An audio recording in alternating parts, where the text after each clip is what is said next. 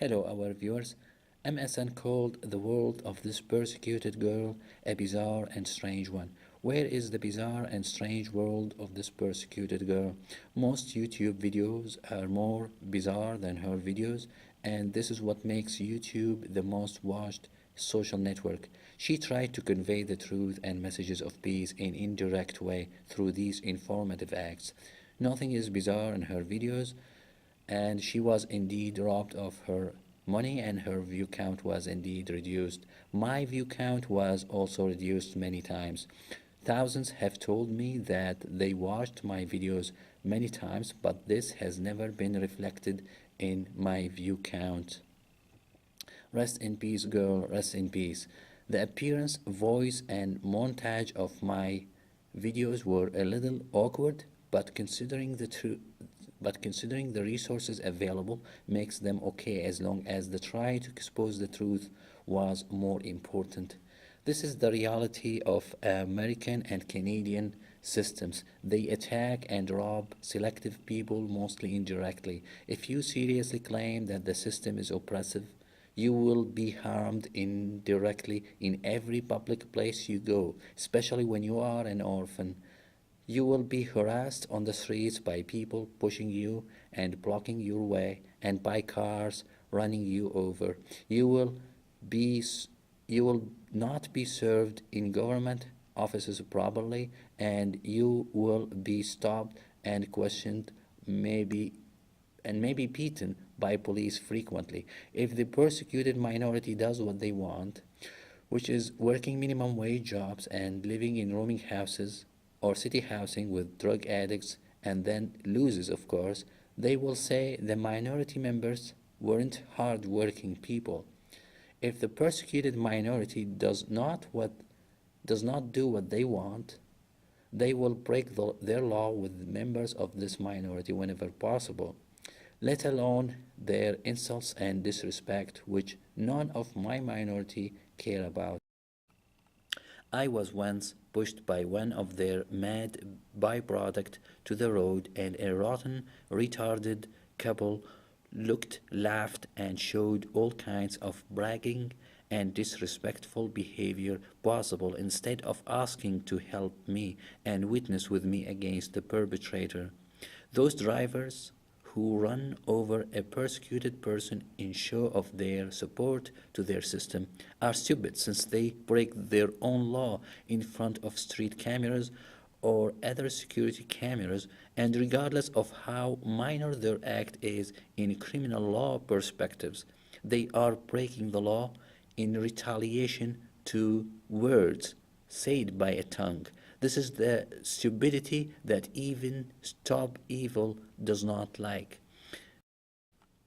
Don't say this governor, this community leader, or this religion clerk is good and can't be raping a child, having sex with a minor, or taking a bribery because they legislate or call for what looks like helping the poor and improving health care in their societies. Look at the overall outcome instead. Did they reduce the wide gap between poor and rich? Did they reduce homelessness? Did they reduce the number of sick people? Did they reduce mental illness and drug addiction? Did they admit any wrongdoing that led to any of these bad outcomes? They are just smart evil, unlike stupid dictators. What level of retardation did the society reach that allows the system legislators and supporters to call the persecuted people jealous, mentally ill, having stupid ideology, and terrorists? Exploiting this retardation, they ignore or pretend to ignore their role in any hardship or suffering the persecuted people appear to have. Their attack on the self-esteem of the persecuted wouldn't work without breaking their own oppressive laws, and hopefully it will never work on anybody. They intervene in family affairs of persecuted minorities, triggering disputes between family members and instigating women against their husbands, fathers, brothers, and sons. Some people quoted me saying in the last few emails that the Canadian system is oppressive without saying how. I actually explained how in many videos of 2011. I can briefly reiterate few bad corners on which the racist and oppressive Canadian system was built. Average real estate prices had skyrocketed, and even during the meltdown in the second half of 2017, houses were quite out of reach by many middle class and low income families and individuals. Housing is a systematic issue, and the government is to blame for the scarcity of low price houses in decent locations because one cannot acquire an empty land like in ancient times and build their own house on it, since all lands are either owned privately or by the government.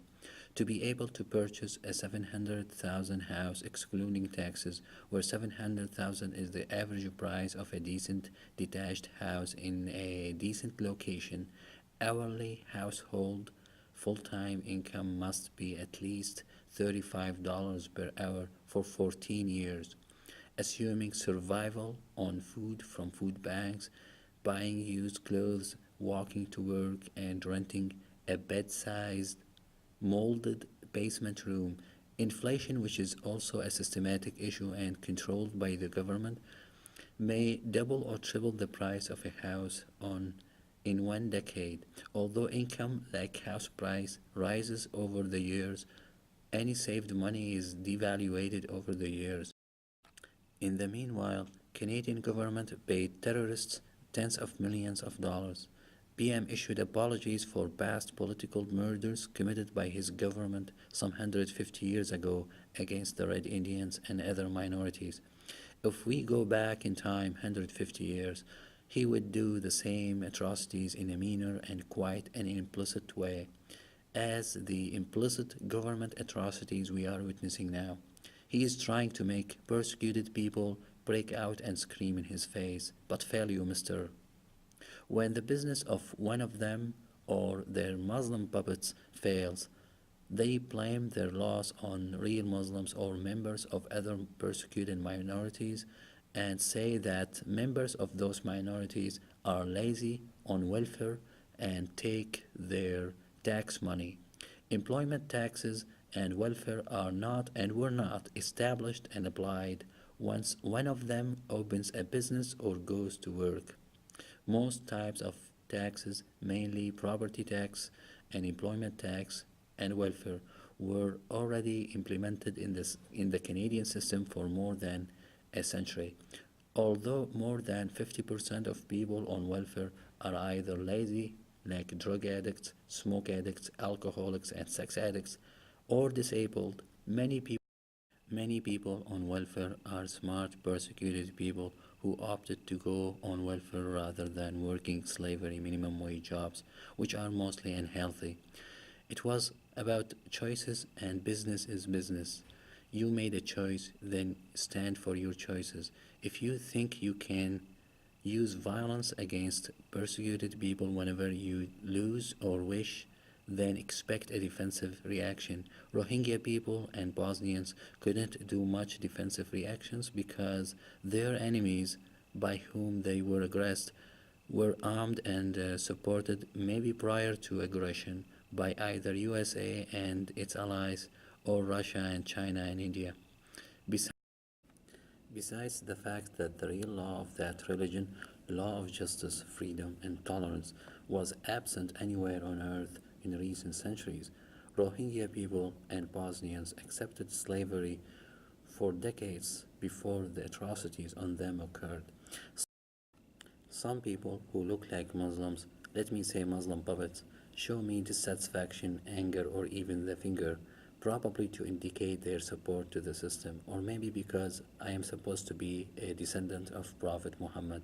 Prophet Muhammad came to earth 1500 years ago, delivered his message successfully, and was victorious. Him and his close descendants. It's over now. And even if his far descendants do exist today, their genetic makeup would have changed dramatically. When Muslim puppets show me hate, it won't bother me, as I will know they either work for the system or support the system, and I will behave accordingly. who are human rights activists for the Muslim community. That's right. First and foremost, they are women.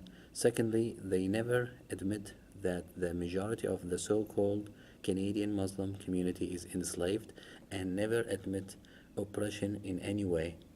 Thirdly, they only admit romantic racism against the Muslim community to give the impression that members of the Muslim community are retarded. Monarchists of darkness around the world brag about their palaces and extravagant way of life, although they do not work but rather killed to get this wealth. Whenever an oppressed individual or group or one of their byproducts go on a killing spree in despair, government people and their affiliated media and psychologists blame this act on loneliness, anti-woman ideology, and mental health, as if paying terrorists millions of dollars and letting Canadian youth live in deplorable and healthy rooming houses should not sicken or anger anybody. No one that can act such a behavior is anti-woman, but those who act are tired of economic and political injustice.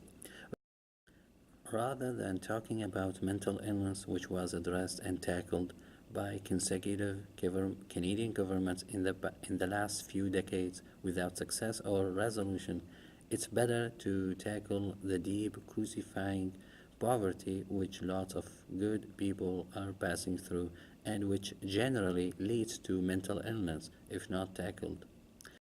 Thus, I, the chief of the Revolution of the Truth movement, I am suspending the movement's channel before the system's rotten pea psychologists make me the chief of crazy people movement and then beating me becomes legal and in the open